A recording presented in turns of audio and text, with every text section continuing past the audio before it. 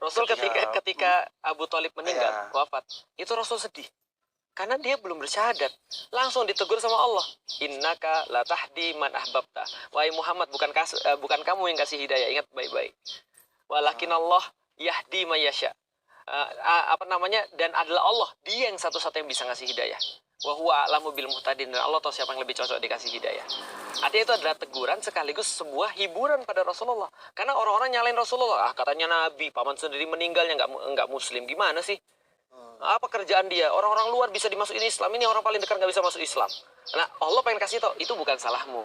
Karena aku yang urusannya, itu bukan urusan kamu. Nah, itu salah satu konsep stress free. Jangan pikirin yang bukan kerjaan kita. Ya betul. Dan itu kembali ke tadi yang Ustadz bilang, Islam itu memang turun bukan hanya untuk orang Arab. Nah, betul. Nggak ada privilege kamu jadi orang Arab, lantas kamu tiba-tiba beriman. Iya. Atau kamu hidup di zaman Rasul, kamu tiba-tiba beriman. Iya. Karena banyak kawan-kawan kita ini sekarang, saya tuh lahir di sini sangat susah sekali nih. Apapun nggak ada yang benar gitu kan ya, apapun salah gitu kan ya. Lihat coba pemerintah kita, lihat coba kawan-kawan kita, lihat coba orang-orang muslim zaman sekarang berpecah belah dan segala macam. Andai saya lahir di zaman Rasul, saya bilang belum tentu kamu beriman juga lagi di zaman Rasul. Belum tentu. Jangan saya ngikut Abu Jahal lagi. Jangan. Makanya kan belum iya. tentu. Lebih susah juga pada zaman dulu ya. Sekarang yang Allah berikan pada kita yang terbaik. Karena Allah maha presisi. Nggak mungkin Allah nyiptain sesuatu yang batil. Termasuk Abdur ada di Indonesia, Felix Shaw ada di Indonesia lahirnya. Itu adalah bagian daripada kepresisiannya Allah. Iya. Gitu. Ya kalau kita sudah melihat bagaimana presisinya Allah di Al-Quran, berarti di penciptaan kita juga keberadaan kita pasti presisi juga. Betul, itu Mas. Nah, itu bagian daripada mengenal Allah. Maka orang-orang yang mengenal Allah kalau bisa disederhanakan adalah orang-orang yang pertama berpikir. Tadi yatlu alaihim ayati wa yuzakkihim, dan hatinya bersih. Maka ketika hatinya bersih dia mengenal Allah. Dan kita harus batasi berpikirnya itu jangan di ranahnya Allah gitu. Nanti jadi overthinking, nggak bisa tidur kan. Nah, jadi gini.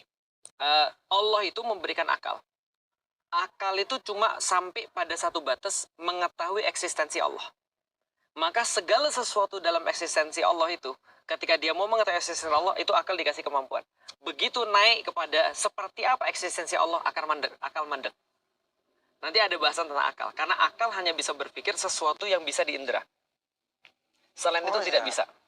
Nah, orang-orang ateis bilang begini, lah kalau gitu kan Tuhan nggak bisa diindra, berarti Tuhan tidak masuk akal. Mereka lupa bahwa pendekatan mencari kebenaran bukan cuma satu.